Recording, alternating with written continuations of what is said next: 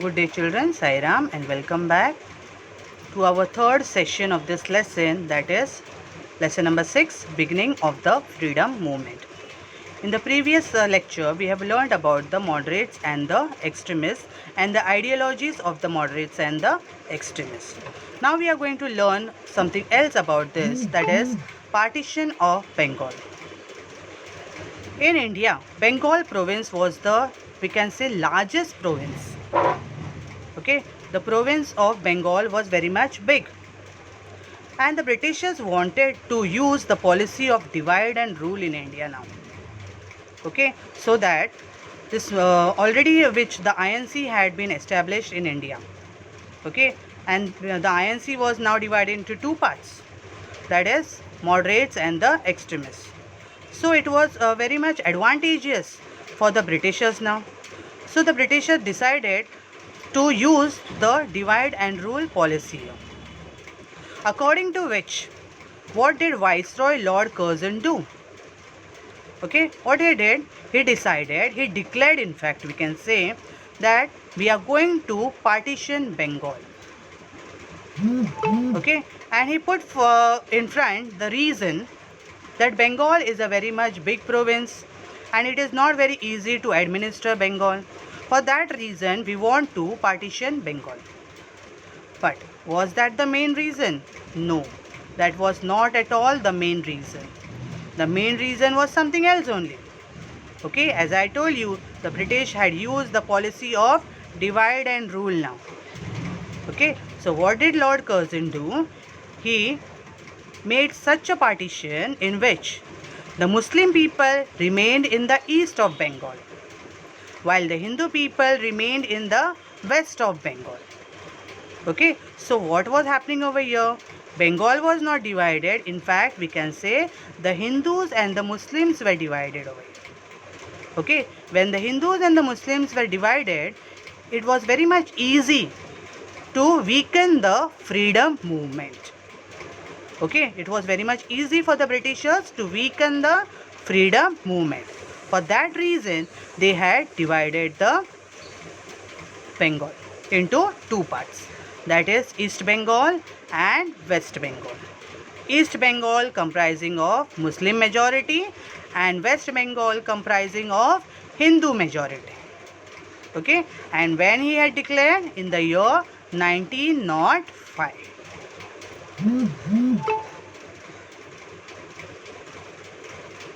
Now the next thing what we are going to learn is anti-partition movement.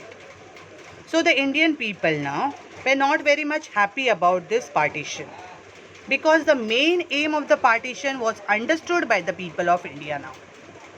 Okay, so what happened? Public awakenings against partition not only in Bengal started but also in the full country. Okay, as we now know that the Indians were knowing each other, they could communicate very well with each other. Okay, for that reason the full country came to know about this partition. Okay, and people started an awakening against this partition. Okay, 16th October was the day of partition, which was the day of partition was observed as National Mourning Day. Okay, as is what is the meaning of mourning over here? You all must have heard, children, when anybody dies in a particular place. Okay, the people over there, they mourn. Okay, what is the meaning of mourn over here? We can say they keep silent for some time. Okay, they don't do any of the activities. That is called as mourning. Okay, so 16th October, okay, was the National Mourning Day. Everywhere in the country, Vande Mataram was sung. Okay, everybody started singing Vande Mataram. Then Raksha Bandhan programs were held. Okay, Raksha Bandhan programs were held in which the Hindus and the Muslims started tying Rakhis to each other. Okay, started celebrating this Raksha Bandhan in the country. The students started boycotting government schools, that is the British school. Okay, it was the British government in our country. So the government schools and colleges were boycotted. That means the children stopped going over there, and they participated in the movement over here. That is the public awakening movement. The leadership of all this thing was in the hands of Surendranath Banerjee, Anand Mohan Bose, then Rabindranath Tagore and other such leaders. They took up the leadership of all this anti-partition movement. Seeing the severity of this dissatisfaction, the British had to stop the partition of Bengal. Okay, it was becoming more and more severe. It was not at all limited to Bengal itself. Okay, the full country had taken part in this anti-partition movement. Okay, looking at the severity, the Britishers had to stop the partition of Bengal. So this is only called as anti-partition movement. Okay children, I hope you all have understood what is the anti-partition movement. Okay, the anti-partition movement started in 1905. Next thing what we are going to learn is the 4-point program of the Indian National Congress. The Indian National Congress started the 4-point program. Now what is this 4-point program? Okay, according to this 4-point program, what were the measures taken in India? Gopal Krishna Gokhale was the president of the INC session in 1905. Okay, now here one more session of the Indian National Congress was taken place. Where it had taken place? In 1905 it had taken place. Okay, now this session which is there, it was regarding the support of the anti-partition movement. Okay, that means the Indian National Congress was supporting the anti-partition movement. Dadabhai Naoroji was a president in 1906 session in which he pronounced the word Swaraj from the stage.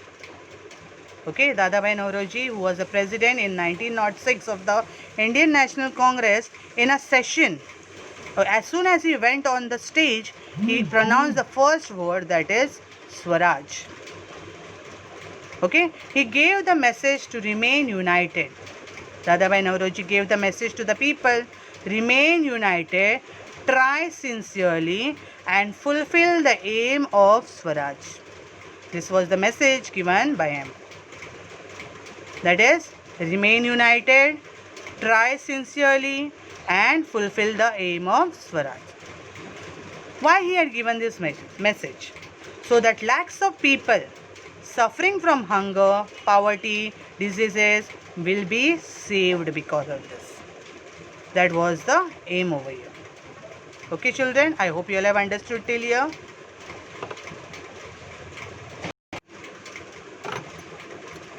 Okay, let's continue. Dadabhai Naoroji was the president, okay, in 1906, and he had given this message. Apart from this, as I had told you, the Indian National Congress had accepted the 4-point program. What was this 4-point program about? 4-point program here means, first is Swaraj, Swadeshi, then national education and boycott. Okay, these were the 4 points. Swaraj, Swadeshi, national education and boycott. These were the 4-point programs. Here is a picture of Rabindranath Tagore and Gopal Krishna Gokhale. Then Dadabhai Naoroji. Nextly, we are going to learn about the 4-point program. The 4-point program was accepted by the Indian National Congress in the year 1906 session. Okay, when the 1906 session, in which Dadabhai Naoroji was the president, in that session this 4-point program was accepted. It was decided that boycotting of foreign goods will take place. Okay, boycotting of foreign goods is the first step, and boycott of foreign rule will be the next step. Okay, it was decided in the session over here that boycotting of foreign goods will be the first step and boycott of foreign rule will be the next step. the boycott will be able to attack the roots of British imperialism was the opinion of some of the leaders. Okay, the INC leaders believed that boycott will be able to attack the roots of British imperialism. Okay, British rule in India.